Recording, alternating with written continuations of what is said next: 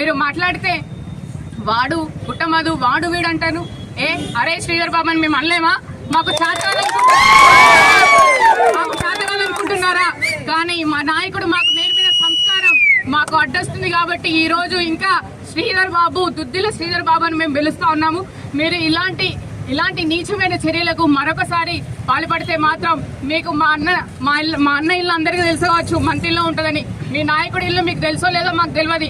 ఆ ఇంటిని దొరకబట్టి అదే విధంగా మీకు where there is action there will be equal reaction. మీకు మేము కూడా చూపిస్తాం. బీఆర్ఎస్ పార్టీ నాయకుల సత్తా మీకు అందరికీ తెలియజేస్తామని చెప్పి ఈ సందర్భంగా తెలియజేస్తా ఉన్నాను.